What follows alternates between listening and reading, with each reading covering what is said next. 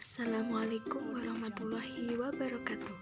Kami dari kelompok 6 akan mempresentasikan mengenai otonomi daerah. Kalian mungkin tidak asing lagi kan dengan otonomi daerah? Di sini kita akan belajar bareng mengenai otonomi daerah secara lebih spesifik lagi. Kita berdoa dulu ya, semoga ilmu yang kita dapat menjadi berkah buat kita semua.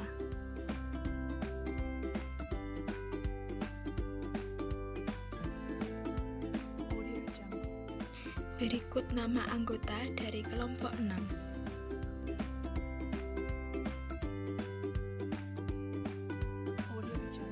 Yang pertama, pengertian otonomi daerah. Otonomi daerah secara harfiah berasal dari kata otonomi dan daerah. Dalam bahasa Yunani, otonomi berasal dari kata autos dan nomos.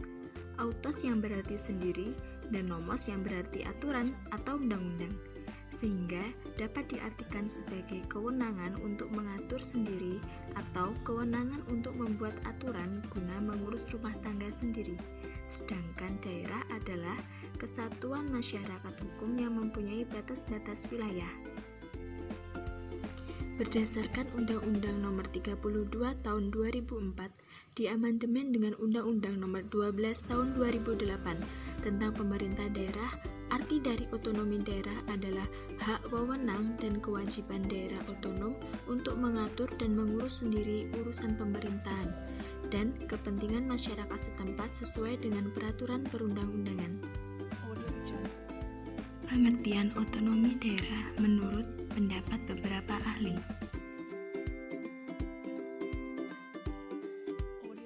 Pertama, menurut F. Sugeng Istianto, otonomi daerah adalah sebuah hak dan wewenang untuk mengatur serta mengurus rumah tangga daerah.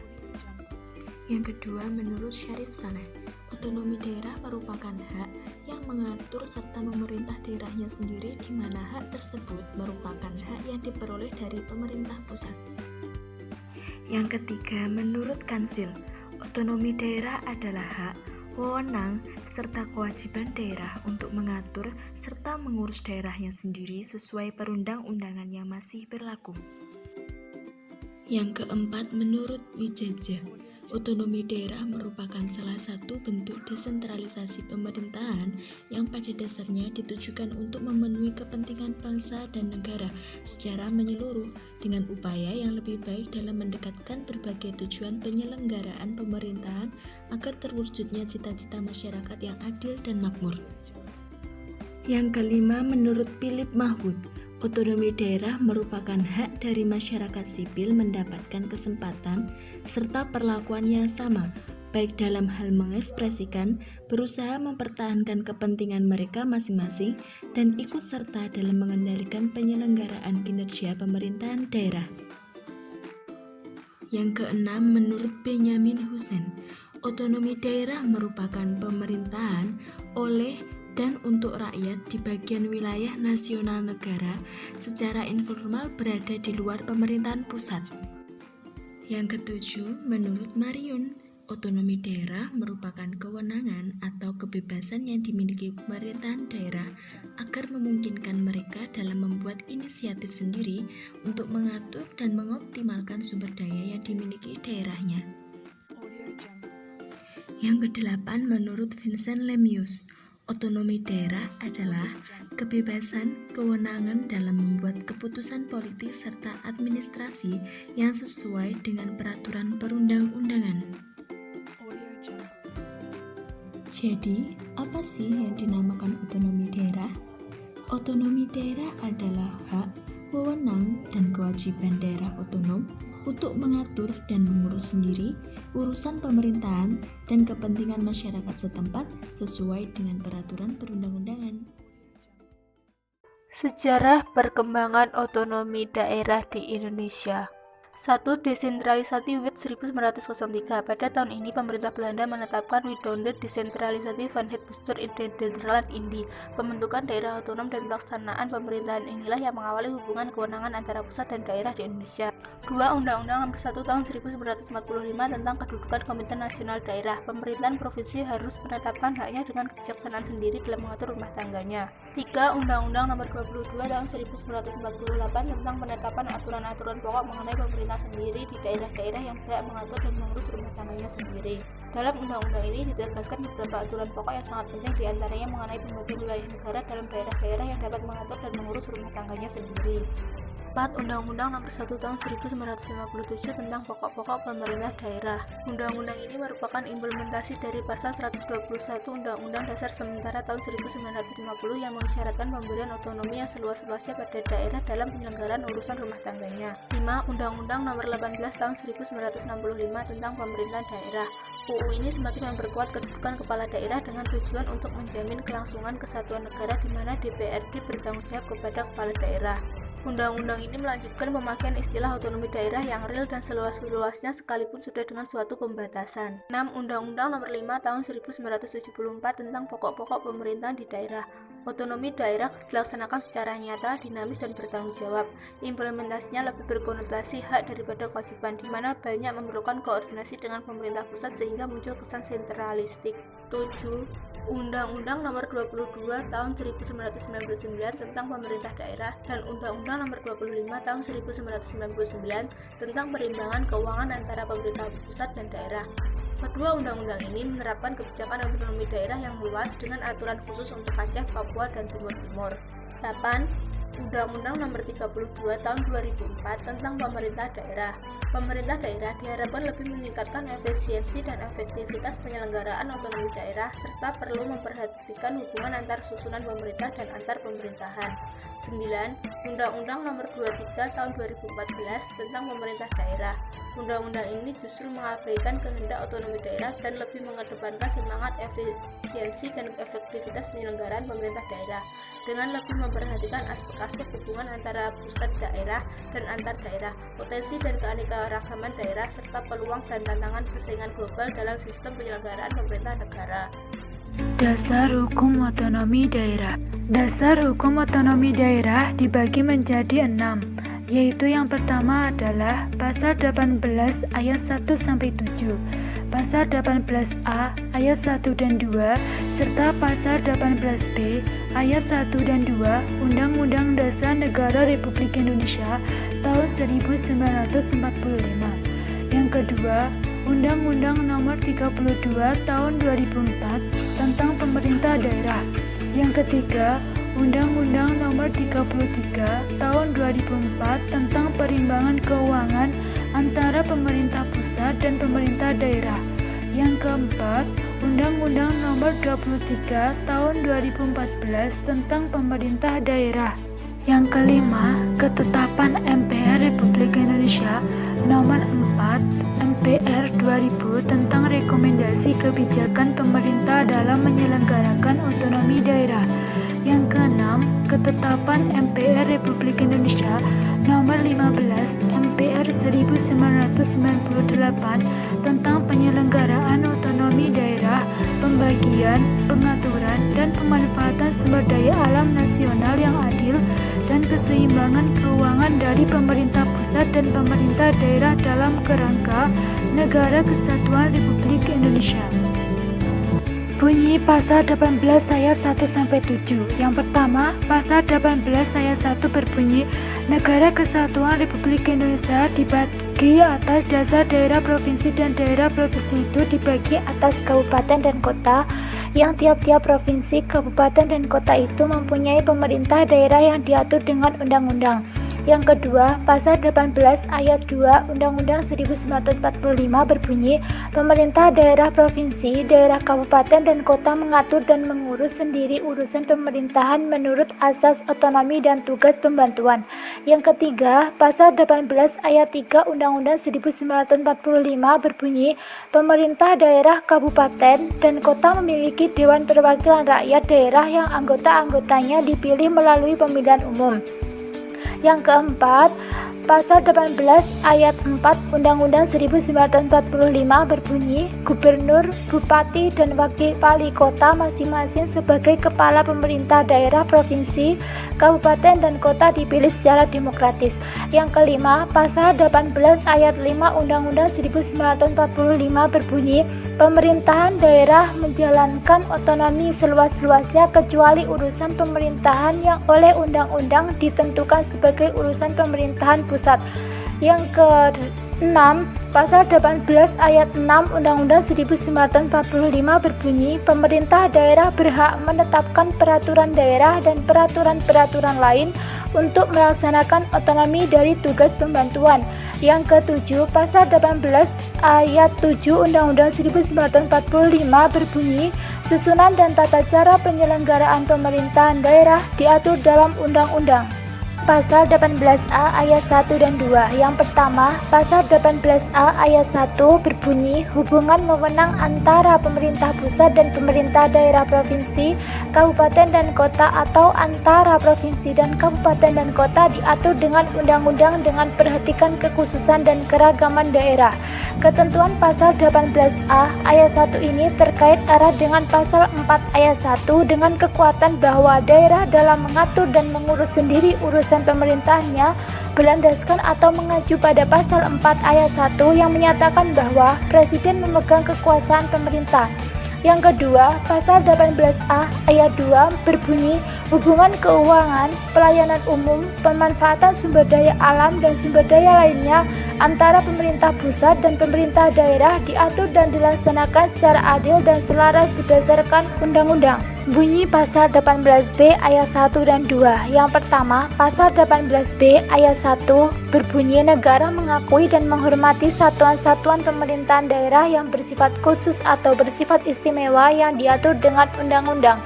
Yang kedua, Pasal 18B ayat 2 berbunyi, negara mengakui dan menghormati kesatuan-kesatuan masyarakat, hukum adat beserta hak-hak tradisionalnya sepanjang masih hidup dan sesuai dengan perkembangan masyarakat dan prinsip negara kesatuan Republik Indonesia yang diatur dalam undang-undang. Asas-asas otonomi daerah. Yang pertama, asas desentralisasi. Menurut Hanif Nurkolis, desentralisasi adalah penyerahan wewenang politik dan administrasi dari puncak hierarki organisasi, yaitu pemerintah pusat, kepada jenjang organisasi di bawahnya, yaitu pemerintah daerah. Penyerahan ini bertujuan untuk mencegah pemusatan kekuasaan, keuangan, serta sebagai pendemokratisasian pemerintahan untuk mengikut sertakan rakyat bertanggung jawab terhadap penyelenggaraan pemerintah di daerah. Yang kedua, asas dekonsentrasi. Dekonsentrasi adalah pelimpahan wewenang dari pemerintah kepada daerah otonom sebagai wakil pemerintah atau perangkat pusat di daerah dalam kerangka negara kesatuan. Dan lembaga yang melimpahkan kewenangan dapat memberikan perintah kepada pejabat yang telah dilampaui kewenangannya itu mengenai pengambilan atau pembuatan keputusan. Sebab terjadinya penyerahan wewenang dari pemerintah pusat kepada pejabat-pejabat untuk melaksanakan wewenang tertentu dilakukan dalam rangka menyelenggarakan urusan pemerintah pusat di daerah. Sebab pejabat-pejabat merupakan wakil pemerintah pusat di daerah yang bersangkutan. Yang ketiga, asas Matt-Bowen atau tugas pembantuan. Tugas pembantuan Matt-Bowen adalah keikutsertaan pemerintah daerah untuk melaksanakan urusan pemerintah yang kewenangannya lebih luas dan lebih tinggi di daerah tersebut. Tugas pembantuan adalah salah satu wujud dekonsentrasi. Akan tetapi, pemerintah tidak membentuk badan sendiri untuk itu, yang tersusun secara vertikal. Pelaksanaan otonomi daerah pada hakikatnya adalah upaya untuk meningkatkan kesejahteraan masyarakat dengan melaksanakan kegiatan-kegiatan pembangunan sesuai dengan kehendak dan kepentingan masyarakat. Berkaitan dengan hakikat otonomi daerah tersebut, yang berkenaan dengan pelimpahan wewenang pengambilan keputusan, pengelolaan dana publik, dan pengaturan kegiatan dan penyelenggaraan pemerintah dan pelayanan masyarakat, maka peranan data keuangan daerah sangat dibutuhkan untuk mengidentifikasi sumber-sumber pembiayaan daerah serta jenis dan besar belanja yang harus dikeluarkan agar pelaksanaan keuangan dapat dilaksanakan secara efektif dan efisien. Tujuan otonomi daerah adalah untuk meningkatkan pelayanan publik dan memajukan perekonomian daerah. Pada dasarnya, terkandung 3 misi utama pelaksanaan otonomi daerah dan desentralisasi fiskal, yaitu yang pertama, meningkatkan kualitas dan kuantitas pelayanan publik dan kesejahteraan masyarakat. Yang kedua, menciptakan efisiensi dan efektivitas pengelolaan sumber daya daerah. Dan yang ketiga, memberdayakan dan menciptakan ruangan bagi masyarakat untuk berpartisipasi dalam proses pembangunan. Selanjutnya, tujuan otonomi daerah menurut Undang-Undang Nomor 32 Tahun 2004 pada dasarnya adalah sama, yaitu otonomi daerah diarahkan untuk memacu pemerataan pembangunan dan hasil-hasilnya, meningkatkan kesejahteraan masyarakat, dinamis dan bertanggung jawab sehingga memperkuat persatuan bangsa, mengurangi beban pemerintah pusat dan campur tangan di daerah yang akan diberikan peluang untuk koordinasi tingkat lokal. Dampak otonomi daerah. Otonomi daerah memiliki beberapa dampak positif dan negatif dalam pelaksanaannya.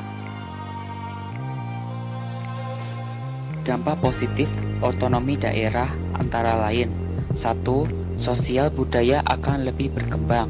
Dengan adanya otonomi daerah, setiap aspek daerah dapat dikembangkan sesuai dengan prinsip-prinsip otonomi daerah yang mengizinkan pengembangan daerah selama tidak melanggar undang-undang yang berlaku.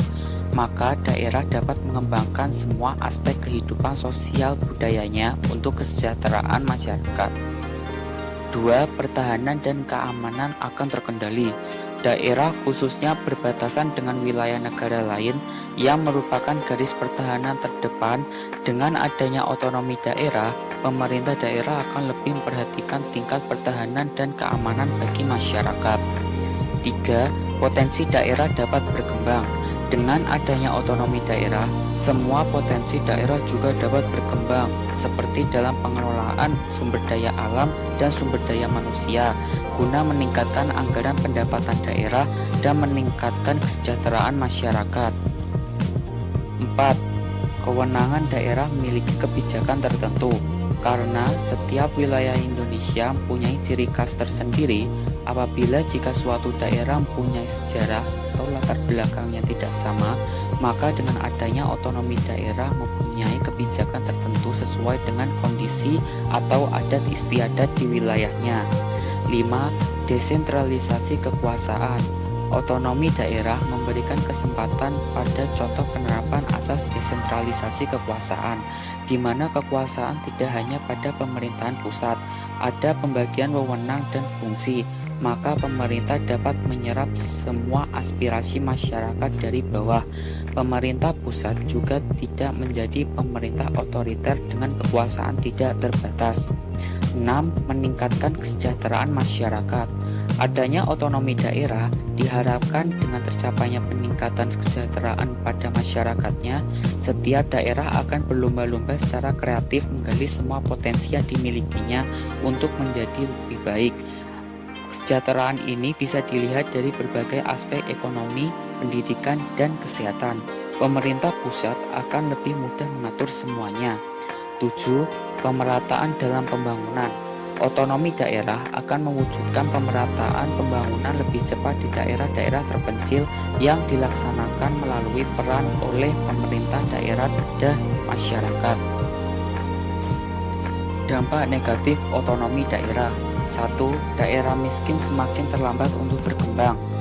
Daerah miskin atau yang memiliki potensi sumber daya yang kurang menjadi lambat berkembang, karena setiap daerah berlomba mengembangkan wilayahnya masing-masing tanpa memperdulikan wilayah lain.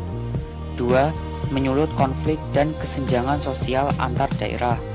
Pengembangan wilayah masing-masing dapat menyebabkan konflik dan menciptakan kesenjangan sosial antar daerah. apalagi jika daerah perbatasan wilayahnya terdapat sumber daya yang melimpah. 3. Tidak adanya koordinasi antar daerah. Karena masing-masing daerah mempunyai kewenangan sendiri, maka tidak ada koordinasi antar daerah atau kerjasama atau koordinasi hanya dilakukan sesuai kebijakan dan kesepakatan kepala daerahnya. 4. Pengawasan pemerintahan pusat berkurang. Pemerintah pusat yang menyerahkan semua kebijakan kepada daerah membuat pengawasan menjadi berkurang. Di sisi positifnya, pemerintah daerah akan meningkatkan kreativitas dalam pengembangan daerahnya. Di sisi negatifnya, pengawasan sedikit menyebabkan banyak praktek yang dapat menyimpang. Bagian urusan pemerintahan. Berdasarkan Undang-Undang Nomor 23 Tahun 2014, klasifikasi urusan pemerintahan terdiri dari 3 urusan, yaitu yang pertama urusan pemerintahan absolut. Urusan pemerintahan absolut merupakan urusan pemerintahan yang sepenuhnya menjadi kewenangan pemerintah pusat. Dalam pembagian urusan pemerintahan absolut adalah pertahanan, keamanan, agama, justisi, politik luar negeri, moneter, dan fiskal. Yang kedua, urusan pemerintahan konkuren. Urusan pemerintahan konkuren merupakan urusan pemerintahan yang dibagi antara pemerintah pusat dan daerah provinsi dan daerah kabupaten atau kota. Urusan pemerintahan konkuren dibagi menjadi 2, yaitu urusan pemerintahan wajib dan urusan pemerintahan pilihan. Urusan pemerintahan wajib merupakan urusan pemerintahan yang wajib diselenggarakan oleh semua daerah. Sedangkan urusan pemerintahan pilihan adalah urusan pemerintahan yang wajib diselenggarakan oleh daerah sesuai dengan potensi yang dimiliki suatu daerah. Dalam urusan pemerintahan wajib yang diselenggarakan oleh pemerintah daerah terbagi menjadi 2 urusan pemerintahan yang berkaitan dengan pelayanan dasar dan urusan pemerintahan yang tidak berkaitan dengan pelayanan dasar. Pelayanan dasar seperti pendidikan, kesehatan, pekerjaan umum, dan penataan ruang perumahan rakyat dan kawasan pemukiman. Sedangkan non-pelayanan dasar seperti tenaga kerja, pemberdayaan perempuan, dan perlindungan anak, pangan, pertahanan, lingkungan hidup, dan administrasi kependudukan dan pencatatan sipil. Sedangkan urusan pemerintahan pilihan, ketentuan mengenai pembagian urusan pemerintahan daerah dan pemerintahan pusat dalam urusan pilihan adalah penyelenggaraan urusan pemerintahan bidang kehutanan, kelautan, serta energi dan sumber daya mineral dibagi antara pemerintah pusat dan pemerintah daerah. Yang kedua, urusan pemerintahan bidang kehutanan yang berkaitan dengan pengelolaan taman, hutan raya kabupaten atau kota menjadi kewenangan daerah, kabupaten, atau kota. Urusan pemerintahan bidang energi dan sumber daya mineral yang berkaitan dengan pengelolaan minyak dan gas bumi menjadi kewenangan pemerintahan pusat. Hak dan kewajiban suatu daerah. Apa saja hak-hak suatu daerah? Yang pertama, tentunya hak mengatur dan mengurus sendiri urusan pemerintahan. Yang kedua, hak mengelola kekayaan daerah. Misalnya, potensi yang ada di daerah tersebut. Yang ketiga, hak memungut pajak dan retribusi daerah. Yang keempat, hak mengelola aparatur daerah. Dan yang paling utama, yang kelima, hak memilih pimpinan daerah tersebut. Di sisi lain, kalau berbicara hak, pasti ada kewajiban yang mengikat. Kewajiban suatu daerah. Yang pertama, yaitu kewajiban melindungi masyarakat, menjaga persatuan, kerukunan, serta keutuhan NKRI. Dalam konteksnya, ini berkaitan dengan undang-undang perda ataupun bupati yang akan diterbitkan harus selalu mendasarkan pada keutuhan NKRI. Yang kedua, kewajiban mengembangkan budaya produktif. Yang ketiga, menyediakan pelayanan fasilitas publik atau sosial masyarakat dengan baik dan layak, baik itu fasilitas kesehatan, pendidikan, ataupun yang lainnya. Kemudian, kewajiban membuat perencanaan dan tata ruang daerah. Dan yang terakhir, kewajiban mewujudkan keadilan dan pemerataan bagi masyarakat di daerah tersebut. Pemilihan dan pemberhentian kepala daerah. Pemilihan kepala daerah Indonesia adalah salah satu negara yang menganut sistem demokrasi. Dalam menjalankan sistem pemerintahannya, salah satu wujud dari demokrasi adalah pemilihan umum, pemilu. Pemilu adalah sarana pelaksanaan kedaulatan rakyat yang dilaksanakan secara langsung, umum, bebas, rahasia, jujur, dan adil dalam Negara Kesatuan Republik Indonesia berdasarkan Pancasila dan Undang-Undang Dasar Negara Republik Indonesia 1945.